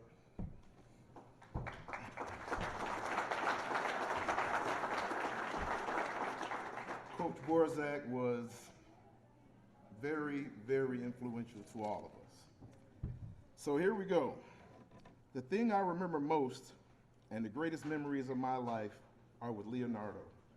From the beginning, he was always interested in sports. Opening day at Elgin National Little League used to be a huge event, and he couldn't wait to get there for pictures and opening day ceremonies. And even when we weren't playing, he wanted to meet there to watch our friends play. While there, we would organize pickup games on empty fields, play cup ball, or home run derby. Back then, Lee and I would talk and discuss halftime highlights from Monday Night Football or what we saw on This Week in Baseball. He could imitate every baseball player's batting stance and pitching motions to perfection. We also played touch football in the streets, organized wiffle ball tournaments, and early morning basketball games in Black Hawk against Scott Sturmis, Todd Allen, and Jason Posma. And it was all for his love of the game. As we got older, all those activities became relevant as he began to ascend from normal to extraordinary as an athlete. It has been my honor to have a front row seat to sit in awe and watch all of the amazing things he did as an athlete. As a football player, there wasn't a catch he couldn't make, a receiver he couldn't cover. And in baseball, there wasn't a pitcher he couldn't get a hit off of, a base he couldn't steal, a fly ball he couldn't run down, or a batter he couldn't strike out. The only thing more impressive was his evolution into a man. Bound by faith, he's a dedicated father, a friend to all, and a mentor to many. Greeted by everyone as coach, he has taught an abundance of youth athletes how to play the game he loves the right way, and winning multiple championships in football, baseball, basketball, and currently coaches all three sports at Elgin High School. Upon hearing the news that he was being inducted, the pure look of joy and excitement on his face was priceless, and he has been flying on cloud nine ever since. I have never been more excited for anyone to see them get the recognition they rightfully deserve for doing the things the right way. I would also like to say his dedication to Elgin High School is unmatched. And it would really be poetic justice if someday he was able to run the baseball program there. Because just like his mentor, Dave Cookland, he would do it the right way. With that being said, it is my honor to present my cousin, my brother, and my best friend, Mr. Leonardo da Vinci Jackson.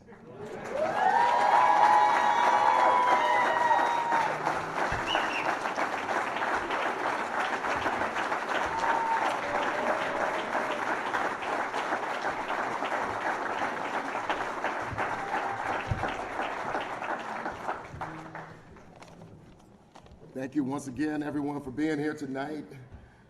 Give yourselves a round of applause. What a great evening.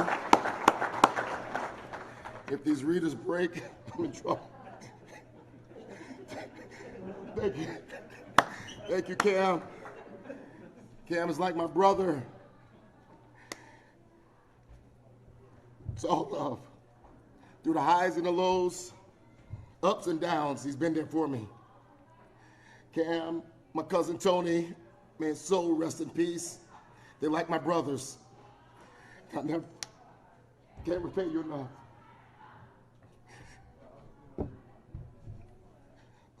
A sincere thank you to the Elgin Sports Hall of Fame Committee. Coach Harrington, thank you so much. You called me. I didn't even say a word.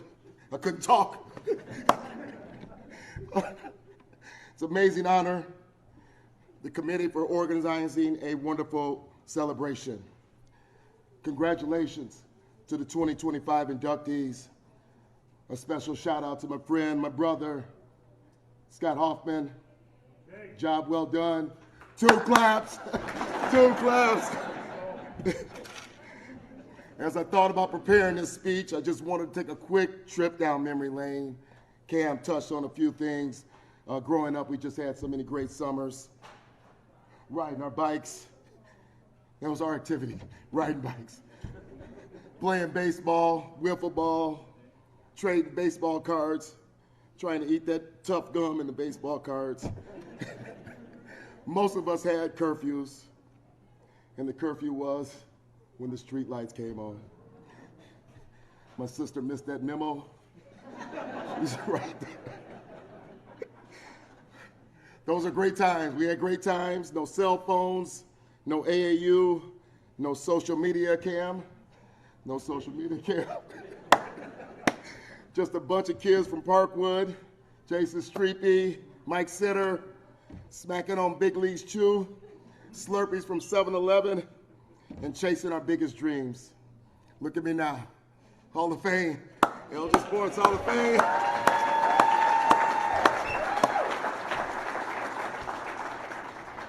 I was blessed with people who believed in me, pushed me, and made sure I stayed on the right path. And I just want to take a quick moment to thank them. My brother and sister, Jason and Michelle, thank you for being my first teammates in life. We grew up competing, supporting, and pushing each other.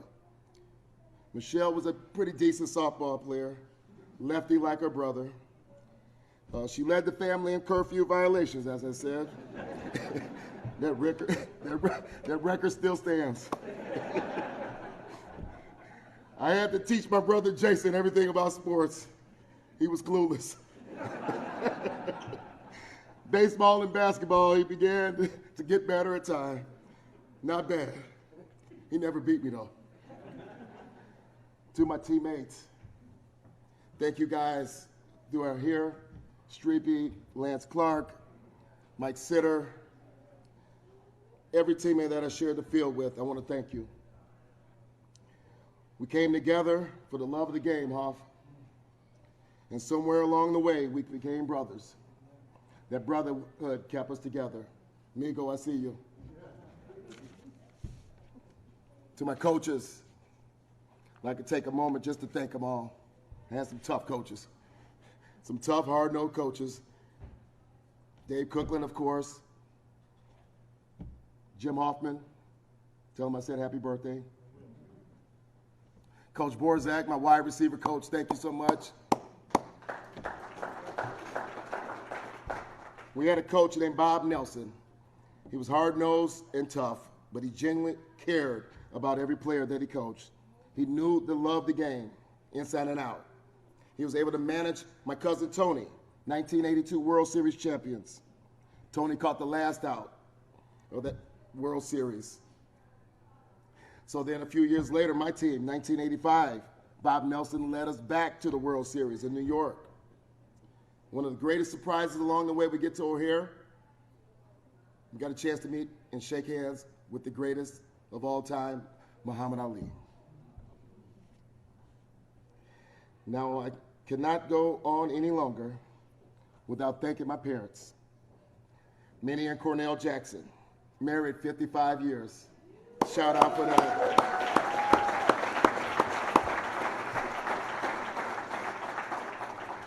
They were my biggest supporters. My dad grew up playing baseball in Mississippi. Heard 1,000 stories. He said he hit a ball so far, and it's still rolling. That's how we see my dad. He's always rolling. He's always mowing the lawn, going bowling. He's always rolling. And I thank him for that. Thank him for the motivation. Mowing that grass, though, we could not play wiffle ball, Mike Sitter, on that lawn. He had the lawn looking like Wrigley Field. And my mom would always say, if you want to play, go to the park. Get out of here. My dad loves to drive. He loved to drive, so no matter where my game was at, whether it's Kentucky, Ohio, New York, he was the first one there. Tell you a quick story. I went to Western Illinois. Friday, got the call, we were playing Iowa University, University of Iowa. Dad was going to come down. It's a 4-hour drive, keep in mind. I said, Dad, it's raining a little bit. Game might get canceled. He says, no worries. Cell phone activity wasn't prevalent then, so he says, hey, I'm on my way. See you in a minute. Game time at 11 o'clock. Made the trip to Western Illinois. What do you think happened? Here comes the rain. The rain came, game was canceled. But that did not stop us from enjoying the morning. So at Western, we went to an upscale breakfast restaurant, Hardee's. Had a nice breakfast, and then my dad took off, drove back home. But tonight, the Jackson family is standing proud because of the foundation you laid. So Dad, thank you again for everything.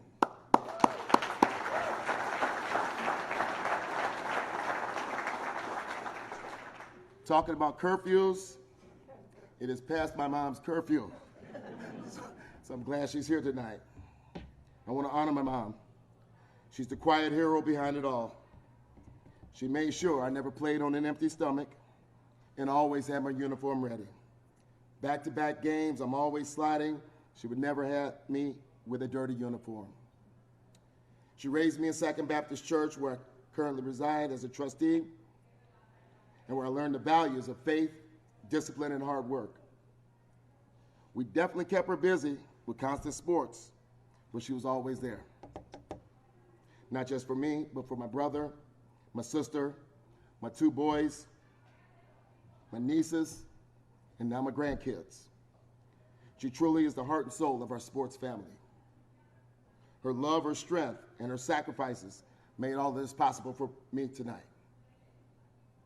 I thank my mom and dad for showing me what it means to be a good parent. From them, I learned the importance of love, guidance, and being there no matter what. As I close tonight, I want to thank my boys, Adrian and Lee.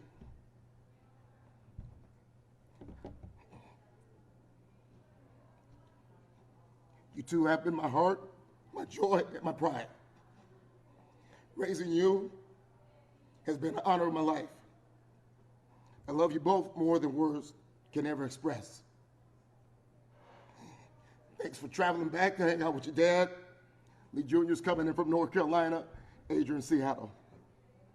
Got an early flight in the morning, 6 a.m. I'm in trouble. But having you here tonight has made tonight complete. And finally, to everyone who's been a part of this journey, my family, my coaches, teammates, and friends, thank you very much. Every cheer, every lesson, every moment has helped me get here. Tonight is a celebration for all of us, and I'm so proud to share the honor with each one of you. Enjoy the rest of your evening.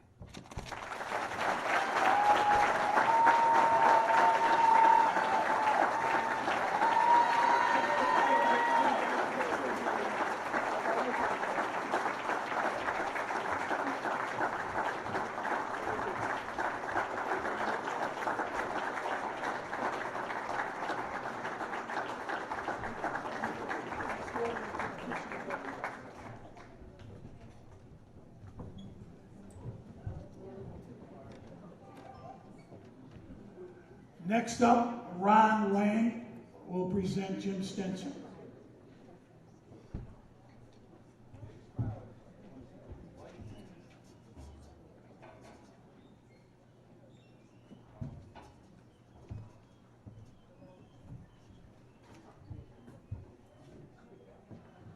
First of all, congratulations to all the inductees this evening, and please give all of them a great round of applause.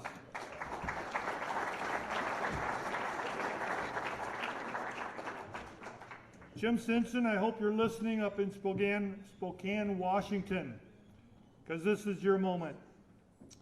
First, I'd like to say that Scott Hoffman, I was really touched by your remarks, especially your talking about sports being a way in as well as a way out, because Jim Stinson is one of those individuals who found sports to be a way out. Well, I'm not going to address that. You'll hear some of that from Diana Brown when she comes up to accept for Jim Stinson. Jim Stinson tonight is being inducted into the Elgin Sports Hall of Fame for coaching and as a friend of sports. He was a member of Larkin High School's first graduation class, as well as Larkin's first basketball teams. His life growing up in Elgin was not an easy road. It was filled with obstacles. However, he persevered. His Elgin roots and the influences that he had from his high school coaches and friends led him to play basketball at New Mexico Military Institute under an Elgin Sports Hall of Famer by the name of Dick Estegard. Then Jim entered the education profession, and he utilized what he learned here in Elgin and in New Mexico to become a highly successful educator and coach. First, as a boys basketball coach, Stinson nurtured and influenced high school student athletes. He continued that as he served as girls basketball coach, first at Springdale High in Washington, then at Davenport High School in Spokane.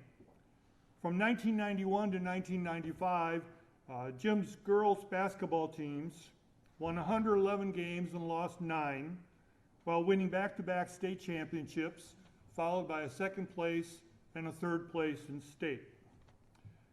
In that time, Jim was named the Bi-County Coach of the Year in basketball 4 times, District 7 Coach of the Year 3 times. He's considered the authority on high school basketball in the state of Washington, as he has authored 3 books on the subject, including a book called Remembering the Bee, which is about the complete history of basketball in the state of Washington. It's quite a volume. Did I do that? In addition to coaching basketball, Jim also coached track and cross country over 30 years and had over 20 state champions in various events. For his coaching and writing achievements, Jim was inducted into the Inland Northwest Sports Hall of Fame Scroll of Honor in Spokane. Now he will be the first coach in the Elgin Sports Hall of Fame to have won 2 state championships. To accept Jim's induction into the Elgin Sports Hall of Fame, I would like to introduce Diana Brown.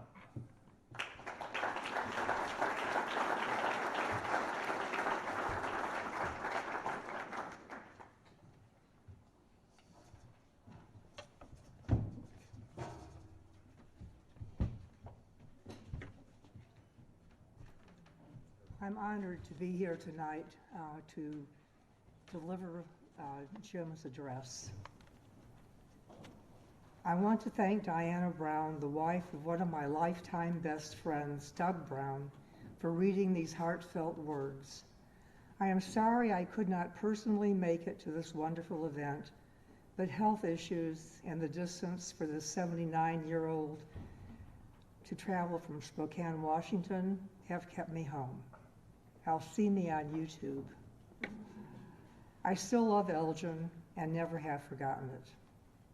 I am being inducted into this hall because many people believe I am deserving of the honor because of the many athletic activities I have been a part of, mainly since I left Elgin.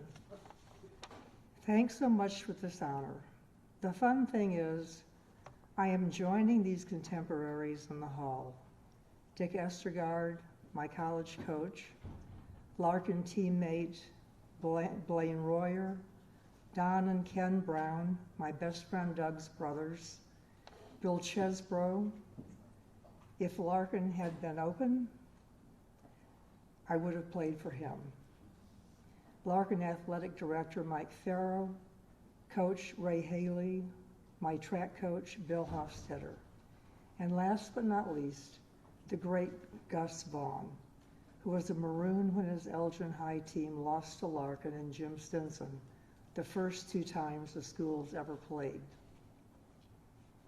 I have been encouraged to share my background, excuse me, as a possible encouraging word to even one or several of the great young scholarship recipients here tonight.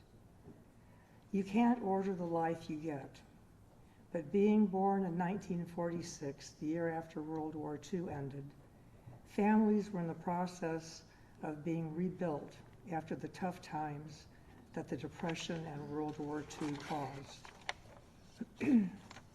I was born in Hollywood, California. My father and mother were basically not equipped to do the parenting job. She loved Hollywood parties, and he was an habitual alcoholic. My mother's parents, who took care of my older sister Pat and me, sent us to Lombard, Illinois to live with my dad's elderly parents. That didn't work well.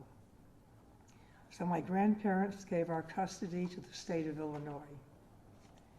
The state sent us to live in Elgin at the state-owned Larkin Home for Children, believe it or not, a few blocks from Larkin High. We lived there for almost 6 years. Last year, inductee Terry Shavert, who lived across the street, and I walked to Gifford Elementary together for several years. My dad moved back to Lombard after divorcing my mother, who had little to do with us. Going through countless recovery programs at the Elgin State Hospital, he tried to get over the alcohol dependence. Finally, halfway through my 6th grade year, the state saw him fit enough to allow us to live with him. All went well for 3 years, my Abbott years.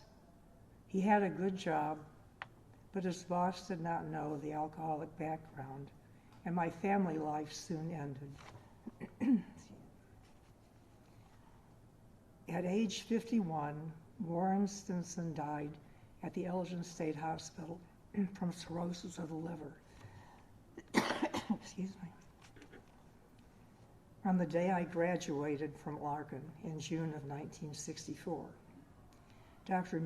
Milton Partridge gave me the news. Now to the point of explaining my history and why I am being inducted here today.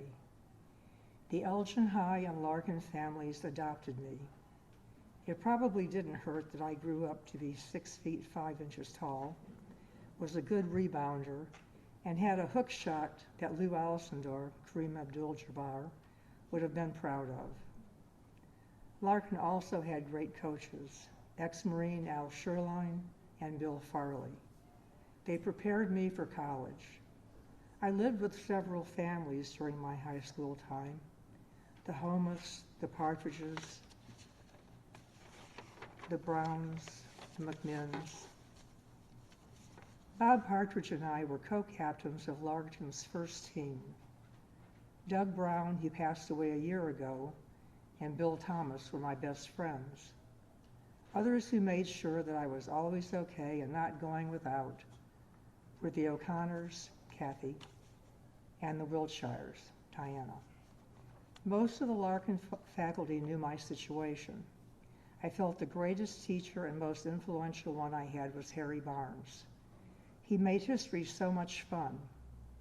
It was because of my experiences with Al Sherline, Bill Farley, Harvey Eisner, Jim Dean, Harry Barnes, and so many others that I am here.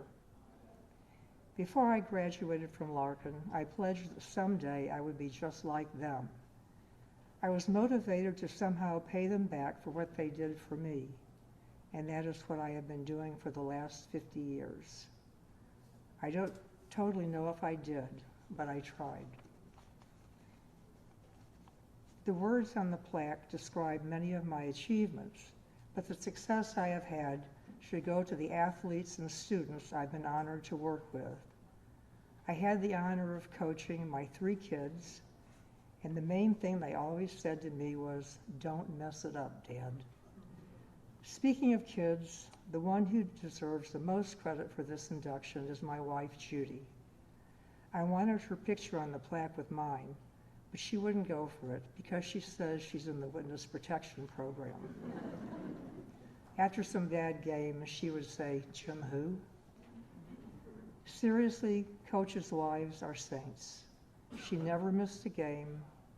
Between my games, 3 children's games, and 7 grandchildren's games and matches, she still hasn't had enough. In closing, a quick word to all the scholarship recipients. Do thank everyone who put you in the position you are in tonight, and do them proud.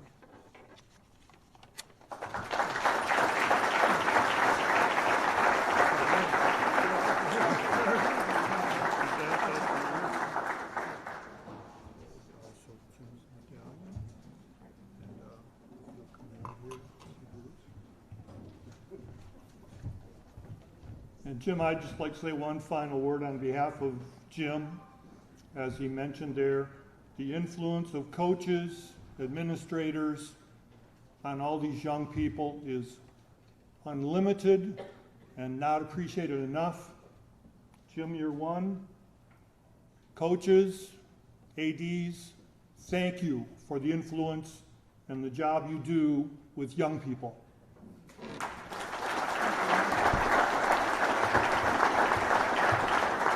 Next up, Ingrid Friedland to present Jennifer Parks Willman.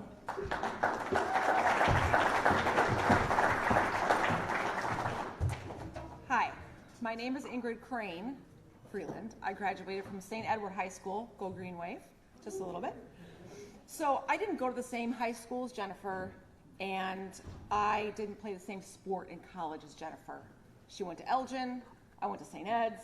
She played softball, I played basketball. We grew up together in Black Hawk, going to Elgin National Little League games, loving the opening ceremonies and all the discussion you had earlier. We were part of the 1989 Elgin National Little League state championship team. I spent many summers with Jennifer. I've known her about 40 years. So growing up with Jennifer in the summers went a little bit like this. Meet at the softball fields at 9 o'clock in the morning, pitch, catch, repeat, wiffle ball games, get whoever's out there in with you to make you better. But we would mess around and try to turn double plays in different fun ways, barehanding the ball, so that in the game, when we would do that and our coaches would look at us and say, ooh, those fundamentals, we would just kind of wink at each other and go, wasn't that fun? Jennifer knew every player on every team that we played against. In fact, she knew who each player was if they were talented. She knew the coaches and she knew the coaches' names. Why? Because she wanted to show them up. She wanted to show them how good she was as a pitcher. She knew the groundskeepers. We would sneak onto the Elgin National lit softball fields and baseball fields after the games were over and, you know, do our thing. And we'd get kicked out by the groundskeepers, so she even knew them. So Jennifer and I played a lot of sports together in high school and grade school, but ironically, those sports that we played in the summers weren't the ones we played in college. We would go to the diving boards, just not the regular diving boards, because when you were friends with a superstar, she had you on the high dive doing backflips and front flips and all sorts of things. And we went off thinking, is there a diving team we can join? We played a lot of tennis, and we always joked to our parents and said, you guys never got us tennis lessons. We could have made you so much money. We had a blast. Jennifer was an amazing team leader on the softball field.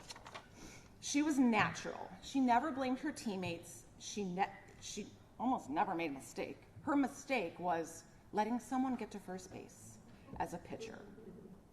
When that happened, you would see that internal fire and inner grit she had. You wouldn't see it yelling at you. You would see it reflected back on herself. That rubbed off on you as an athlete. So I took that to play in college. Thank you. And I took that with me to my coaching career. Jennifer pushed her teams to greatness. She was an amazing pitcher. I didn't play volleyball with her, but I know a story about when she would come up and go for a kill and she would say, I want the ball to hit the floor and hit them. She was awesome. I loved all of it. Jennifer, you know, she had that powerful inner positivity. And again, that rubbed off on all of her teammates. Jennifer was the life of the party as well.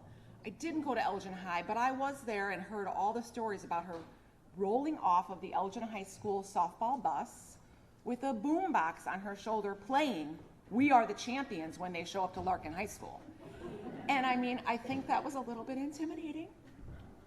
Jennifer has also taken her grit and success into her career. She's a successful human resources leader for a large company. I think that is quite ironic because Jennifer makes the rules and then just checks to see if people adhere to the rules. And if you were friends with Jennifer growing up, you may or may not have a few street signs from Elgin and around Elgin. Your parents may have them. Like, my last name is Crane. There is a Crane Road. And I haven't. And so from your largest supporters, Jennifer, your teammates, your family, Wally, Howie, Poppy, Nanny, Tom Chase, and Sal's, congratulations on your induction into the Elgin Hall of Fame.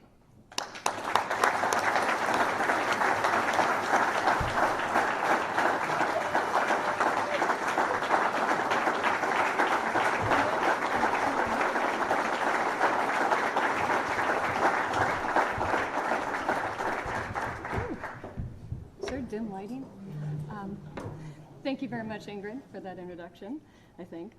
I'm sorry, what's that, Erickson? Jim Harrington's offered to buy my table a round of drinks? Oh, that's so nice of you. No? Sorry. It was worth a shot. Okay, Jim, I'm going to keep it under the 5-minute rule, right? That's what you said in your letter, under 5 minutes, so you can time me. First off, I want to say a heartfelt thank you to Ron Lang, wherever you are out there. For all your support and effort during this journey. What you and this program does help ensure the athletes, what built in the past are valued in the present and are passed forward to future generations with all these scholarships. So I'm incredibly proud to be part of that. Being here tonight obviously takes you down memory lane. For me, it's like 30 years ago, so mine's a little iffy. So first off, to my parents, who are, all of them actually are here tonight, all that time and dedication and yes, money that you poured in to help me compete, thank you very much. My mom, who was like working full time, wearing a power suit with those tennis shoes, getting off the train from the city, you never missed a game, so thank you. All those long drives, I know, Dad, I'm sorry, to all those club volleyball tournaments that lasted for days, sorry, but thank you. You know, and to my dad, I know it wasn't too difficult to get that car to me before I turned 16, so no Ubers back then. I remember thinking, this can't be legal, right? But hey, it was the early 90s. And I think my advice from my dad was, just don't speed, Jenny, you'll be fine. Well, spoiler alert, I did speed, thanks Ingrid. And a few other things, thanks to Raina and a handful of others tonight. All kidding aside though, thank you to my parents for always believing in me, supporting me every inning, every game, every road trip. I had some amazing coaches along the way. Bob McConaughey, my pitching coach. Coach Salisbury, who made it here tonight, which means a lot to me. You were that voice of reason to a very young, overconfident athlete. So I still carry your words, little eyes are upon you, line to this day. Your patience to handle me and the rest of the group of 16 to 18-year-old girls. I'm not sure how you handled that, so hats off to you. It probably helped that we absolutely love the game, and I love to compete, still to this day. Sorry, my family. And I was lucky enough to play against and with some incredible athletes. Ingrid Crane, who almost got scratched off this list 2 minutes ago. Jennifer Kiefer, Jamie Skursky, Chris Chase, Rhonda Rice, who unfortunately passed away in 2024. And of course, the Crosstown rivals, Ann Vogt, there she is over there. My cousins Heather Schultz, Stephanie Thompson, just to name a few. I feel truly blessed to carry these memories with me, even more blessed to share them with my friends and family that are here tonight. To my husband Jeremy, to my son Cole, my daughter Drew, who both drove back from college to be here tonight. Thank you so much. I guess tonight proves some of my stories weren't entirely made up. However, your papa, AKA Walter or Wally to some of you guys here, has been known to exaggerate a few details. So let me set the record straight. I never threw a softball a whole length of a football field. So any of my friends here, or any of his friends here tonight that lost that bet, get your money back. I'm sure he'll be at the bar shortly. Sorry, Wetzel, you know you lost some money there. To my family though, know that I'm still very competitive and I still stand by what I've always said. I have the best hands in the family, and I know that we all golf together as a family, and I'm the only one that has a hole-in-one. Sorry, Bartlett Hills, 18th hole, July 13th, 5:35 p.m.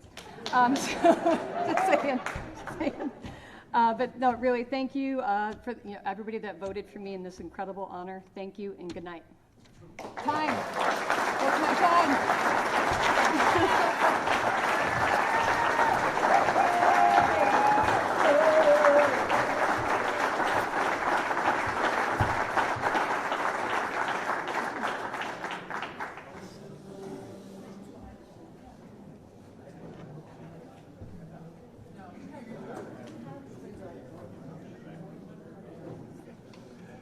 Okay, in closing, I'd like to leave just a few words before you leave.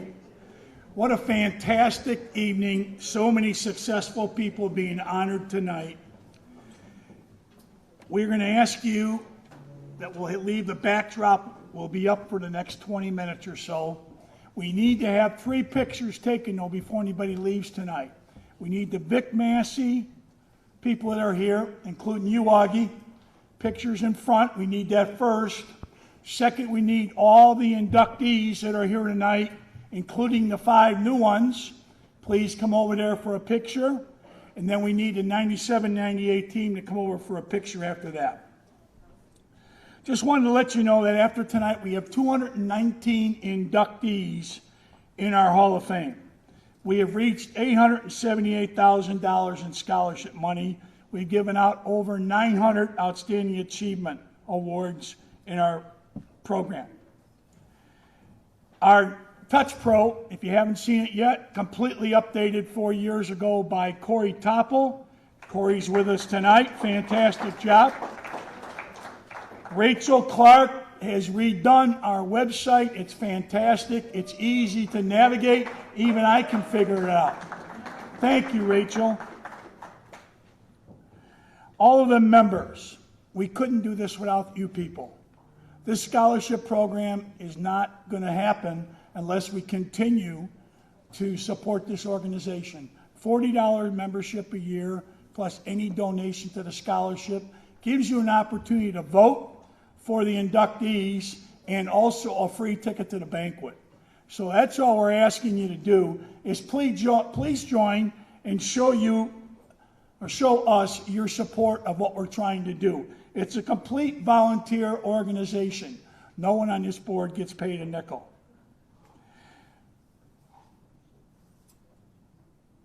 Carrie O'Connor heads up our golf tournament. We have a golf tournament once a year at the Elgin Country Club the Monday after Labor Day. If you can join us anyway as a whole sponsor or raffles or get a foursome, we'd love to have you. That money goes toward our scholarship program. To our board of directors, thank you for everything that you do. Your volunteer service is greatly appreciated. We ask you to please become a member. Very simple. Look at the back of your program. Membership is there. You can also go to the QR code, take a look at that, plug it in there, go to our website, hit the donate button. There's a lot of easy ways to become members. Please, if you enjoyed tonight, consider joining this organization as a member. I'd like to thank everybody for coming tonight. It's been a pleasure to be an MC for an organization like this and so many fantastic people from the Elgin community. Drive home safely. Please stick around briefly for 5 minutes for the people for those pictures. And thank you once again for your attention and your dedication to the Elgin community athletically. Thank you.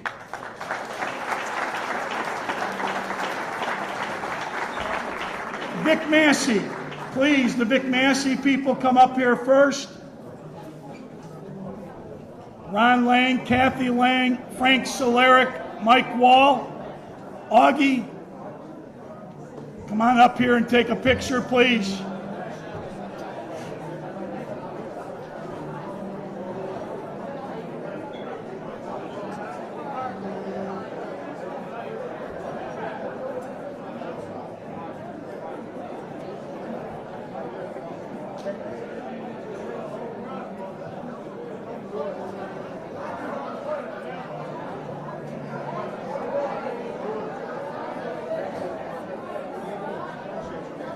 Mike, Frank,